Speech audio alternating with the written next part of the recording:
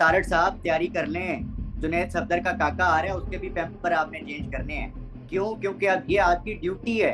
आपने उनके भी बच्चों के जूते उठाने हैं और हाथ बांध के पीछे खड़े होना है। जो प्रॉब्लम है वो इमरान खान के लिए आवाज उठाने वाले जो डिफेंस लाइन है वो लोग इनको अब चुभ रहे हैं। अपने वीलॉग्स में भी और ट्वीट्स में भी डर्टी हैरी का नाम लेता था, जवाब मुझे अता तारड़ देता था। मैं डर्टी हैरी को दोबारा ट्वीट करूं तो अजमा बुखारी मुझे जवाब दे। मैं अगर करूं तो मुझ पे मुस्तफ़ा चौधरी छोड़ दिया, शफात अली छोड़ दिया। इस्टेब्लिशमेंट के टाउट्स इनके अंदर जो हैं वो बैठे होते हैं और वही कंट्रोल कर रहे होते हैं। फेसेस बेसिकली बदले हैं बट पॉलिसी नहीं बदली। अजमा बुखारी का लेवल देख लें। वो खातून जो अब से पहले जरदारी के जूते उठाती सीधे करती नजर आती थी, इनको कातल बोला है, डाकू बोला है, करप्ट बोला है। खातून अगर नवाज शरीफ की तर्जुमानी कर रही है और इतनी गलीज जबान इस्तेमाल करती है तो आप उससे क्या तवक्कुह कर सकते हैं? कभी वो फेक अकाउंट है मेजर रोकड़ी का, वो गालियां देना शुरू कर देता है, गद्दारी के तमगे देना शुरू कर देता है। वफाकी दारुल इस्लामाबाद से मैं हूं वकार बगा और आप देख रहे हैं सियासत.पी के। इस वक्त मेरे साथ मौजूद हैं सुलेमान दौरानी, जो कि इस वक्त ट्विटर पे टॉप ट्रेंड बने हुए हैं और एक कंट्रोवर्सी का शिकार हैं। पाकिस्तान मुस्लिम लीग नून का तमाम सोशल मीडिया विंग हो या उनकी सियासी क्यादत हो, जो इस वक्त पाकिस्तान में लोग मौजूद हैं, वो सुलेमान दौरानी पे बड़ा गलीज किस्म का टाउट कर रहे हैं, जुगते मारे हैं और जो ट्विटर पे एक तूफान बदतमीजी बर्पा किया हुआ है। सुलेमान दौरानी हमारे साथ मौजूद हैं। दौरानी साहब, बहुत शुक्रिया आपके कीमती वक्त का। सर, ये मामला क्या है और आपको इस कदर शदीद गालियां क्यों दी जा रही हैं? बहुत शुक्रिया जी। देखिए, मामला सिर्फ और सिर्फ ये है कि हक परस्ती कर रहे हैं, सच बोल रहे हैं और इस वक्त हक के साथ खड़े हुए हैं। और इनको सबसे बड़ा इस वक्त जो प्रॉब्लम है वो इमरान खान के लिए आवाज उठाने वाले और जो ये लोग पिछले 8 महीने से जुल्म कर रहे हैं उसके खिलाफ बात करने वाले वाली जो डिफेंस लाइन है। मैं हो गया, इमरान रियाज खान हो गए, हम्म। आदिल राजा हो गए और ये वो लोग इनको अब चुभ रहे हैं। अब ये उन लोगों को टारगेट करेंगे, साइड पे करने की कोशिश करेंगे, खामोश कराने की कोशिश करेंगे और उसका आगाज हो चुका है। आप खुद देख लें, इमरान रियाज के ऊपर एफआईआर हो चुकी है, एफआईए के अंदर। इसके अलावा मेजर आदिल भी मेरे खिलाफ जब इन्होंने हमले करने शुरू किए, तब करने शुरू किए जब मैं डर्टी हैरी को डायरेक्ट हिटिंग मैंने स्टार्ट की। हम्म। और मैं अपने वीलॉग्स में भी और ट्वीट्स में भी डर्टी हैरी का नाम लेता था, जवाब मुझे अता तारड़ देता था। हम्म। मैं डर्टी हैरी को दोबारा ट्वीट करूं तो अजमा बुखारी मुझे जवाब दे। मैं अगर करूं तो मुझ पे मुस्तफ़ा चौधरी छोड़ दिया, शफात अली छोड़ दिया, फैसल चौधरी छोड़ दिया। तो ये तो इनके तौर तरीके हैं। बेसिकली ये उनके वो भांड हैं, ये वो लोग हैं जो कि लोगों को गंदा करते हैं, जोक्स को पर्सनलाइज करते हैं और अगले को शर्मिंदा करके खामोश करवाने की कोशिश करते हैं। जो इनकी एक नाकाम कोशिश है। इनको लगता है पुरानी कि साहब, किसी को डरा आपको कर बिठा आपको देंगे। अता तारड़ साहब ये कहते हैं आप वजाहत सईद की छोटी कॉपी हैं। आपको वहां पे अता तारड़ साहब ये कहते हैं आप पाकिस्तान तहरीक इंसाफ के कारकुन हैं, आप सहाफी नहीं है। आपको तो वहां पे अता तारड़ साहब खुद गालियां दे रहे हैं, आपको जोक्स नहीं मार। देखिए देखिए अता तारड़ साहब की मैंने सिर्फ एक छोटी सी तारीफ बयान की थी। मैंने कहा था अता तारड़ उस खानदान से ताल्लुक रखते हैं जिसमें रफीक तारड़ साहब मियाँ शरीफ साहब की, मियाँ नवाज शरीफ की जूतियां सीधी करते रहे सारी जिंदगी। हम्म। अब वो जो जिम्मेदारी है वो अता तारड़ संभाल रहे हैं। तो मैंने इनको थोड़ी सी फ्यूचरिस्टिक सजेशन दी थी कि तारड़ साहब तैयारी कर लें, जुनैद सफदर का काका आ रहा है, उसके भी पैम्पर आपने चेंज करने हैं। क्यों? क्योंकि अब ये आपकी ड्यूटी है। आपने उनके भी बच्चों के जूते उठाने हैं और हाथ बांध के पीछे खड़े होना है। तो ये तो नस्ल दर नस्ल गुलामी और तर्जुमानी करते आ रहे हैं, इनका तो और कोई काम नहीं है। अब मुझे ये बताएं, इसमें क्या कोई मुबालगा राई है? अब इसमें कौन सी ऐसी गाली मैंने दे दी है कि इनको बुरा लग गया है? हम्म। लेकिन अगेन, शायद ये तनकीद तो थी ही थी। इनको असल प्रॉब्लम ये है कि मैं डर्टी हैरी पर तनकीद क्यों करता हूँ। आप क्या तनकीद करते हैं डर्टी हैरी पे? आपके क्या ट्वीट्स हैं या क्या आप ब्लॉग्स में कहते हैं उन्हें? देखिए, मैं समझता हूँ कि डर्टी हैरी के हवाले से जो मौक़िफ़ इमरान खान का है, रहा है, मैं उसी पर यकीन रखता हूँ। और अब तक के जो मसाइल हैं, आपको लगता है मैं भी ये समझता हूँ कि ये जो फेसेस बदले हैं, फेसेस बेसिकली बदले हैं बट पॉलिसी नहीं बदली। हम्म। और डर्टी हैरी जैसे लोगों का इस्तेमाल करके अभी भी एस्टेब्लिशमेंट अपना जो रोल है वो अदा कर रही है। माइनस इमरान खान का इस वक़्त इनका टारगेट है। माइनस सियासत से तो नहीं हो सका। अब अल्लाह खैर करे, मेरी इतलात के मुताबिक इमरान खान को माइनस करने के लिए ये किसी भी हद तक जा सकते हैं, जिसमें आप खुद देख सकते हैं कि कासिम अली शाह जैसे लोगों को जो है वो लॉन्च किया गया।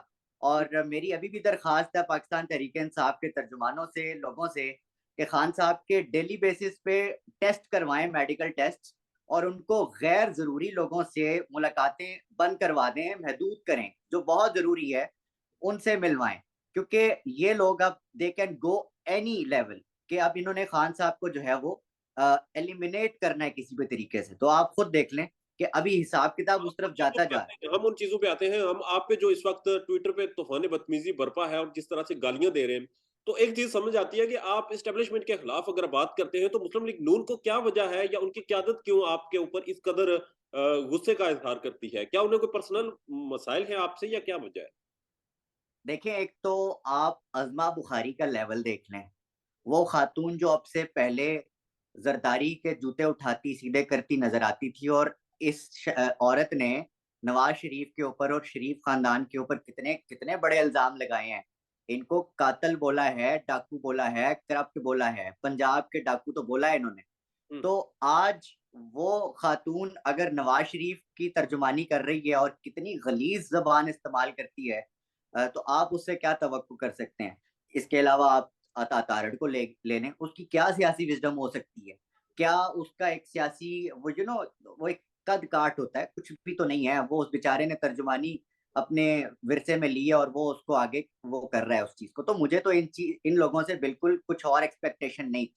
ये लोग तो यही कर सकते हैं। लेकिन अगेन मैं समझता हूँ कि मैंने पिछले दिनों एक वीलॉग में एक बात भी की है कि मुझे लगता है कि ये पाकिस्तान के अंदर जितने भी करप्ट पार्टीज हैं, हम्म। बशमूल एमक्यूएम, नून लीग, पीपल्स पार्टी, इनके अंदर इस्टेब्लिशमेंट, क्योंकि मैं समझता हूँ ये इस्टेब्लिशमेंट की पैदावार है, एस्टेब्लिशमेंट ही इनको लेकर आई है ताकत में, जब जब भी लेकर आई है, और इनको एस्टेब्लिशमेंट से ही जो है ने ही हुकूमत से निकाला है।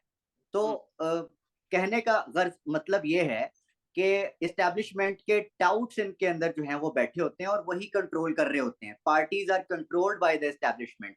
अब हम्म। कौन हो सकता है? आप देख लें, अजमा बुखारी को ये प्रोजेक्ट मिला होगा, अता को मिला होगा, तभी तो ये मुझ पर टारगेटिंग कर रहे हैं ना, कि मैं डर्टी हैरी को कुछ कहता हूं तो ये आगे से ये लोग मुझे पड़ जाते हैं। कभी वो फेक अकाउंट है मेजर रोखड़ी का, हम्म। वो गालियां देना शुरू कर देता है, गद्दारी के तमगे देना शुरू कर देता है। भाई बस कर दो यार। ये कौम अब बहुत आगे निकल गई है। जिस कौम को आप इल आप समझ इन्फॉर्म्ड रहे कह हैं, के माइनस आप समझ करने की रहे हो, हम कोशिश कह कर रहे रहे हैं हो कि ना। आप गद्दार हैं, आप फौज के खिलाफ गालियां देकर आप गद्दार हैं, आप पाकिस्तान के दुश्मन हैं। मैंने फिर जवाब दिया, मैंने कहा भाई अपने अब्बू को बोलो कि दुरानी पाकिस्तान जिंदाबाद का नारा लगाता है और पाकिस्तान के लिए, इस मुल्क के लिए कोई भी कुर्बानी देने के लिए तैयार है। तो भाई आप लेवल करोगे। आप अब इस चीज को कैसे साबित करोगे कि मैं मुहिब्बे वतन नहीं हूँ? तो भाई ये बहुत पुराना फार्मूला हो गया मेजर साहब।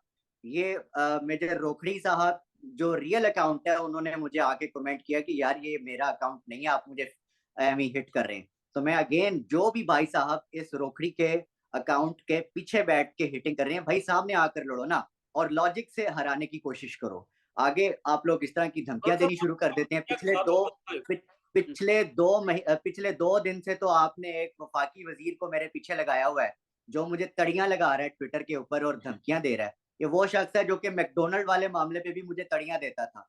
और एक इतला के मुताबिक ये लाहौर में एक सहाफी ने इसको रोका था, अदरवाइज ये तो लाहौर में मुझे गिरफ्तार भी करवाने लगा। हम्म। आपको किस जुर्म में गिरफ्तार करवाने लगे थे? यही मैकडोनल्ड्स वाले मामले के ऊपर जब मैंने तुम पे पांव रखा और कहा कि भाई ये तो गुंडा है, जो एहसन इकबाल के पीछे असल काम कर रहा है, वो तो ये है अता तारड़, जो अच्छा। कि मैकडोनल्ड्स वाली जो फैमिली है उसको ईद वाले दिन इतना मजबूर किया कि आके एहसन इकबाल के पांव पड़ो और माफी मांगो और वीडियो पे माफी मांगो, अदरवाइज ये लोग उनका बिजनेस तबाह कर देते। वो एक खातून थी, कनाडा जाना था, उनके कनाडा के मसाइल पैदा कर रहे थे ये लोग, तो वो तमाम सच बोलने की पादाश में ये लोग चाहते थे कि मैं भी उस वक्त मुंह बंद कर लूं। तो दुरानी साहब, आपको गालियां देने में आखिर में मुझे ये बता दें कि जहां पर कॉमेडियंस को छोड़ा गया, जहां पर सियासी क्लास मौजूद है, वहां पर सकाफी भी कुछ मौजूद है, और वो भी मैंने देखा है कि आपको सियासी जमात का कारकुन कह रहे हैं, आपको कह रहे हैं कि आप पाकिस्तान तहरीक इंसाफ के बयानिए के तर्जुमान हैं, आपका सहाफत से कोई ताल्लुक नहीं। और वो भी आपका उसी तरह से मजाक उड़ा रहे हैं, उसी तरह से आपकी तजलील कर रहे हैं जिस तरह से पाकिस्तान मुस्लिम लीग नून की क्यादत कर रही है। तो फिर आप समझ लें कि वो मुस्लिम लीग नून के कारकुनान हैं। और अगर मुझ पर यह साबित हो कि मैं पाकिस्तान तहरीक इंसाफ से 1 रुपया भी लेता हूँ, तो फिर मैं गलत, आप ठीक। लेकिन आप ये साबित करें कि आप मुस्लिम लीग नून से फायदे नहीं लेते। आप मुझे फहद हुसैन जैसे बंदे के लेवल पे बात करें।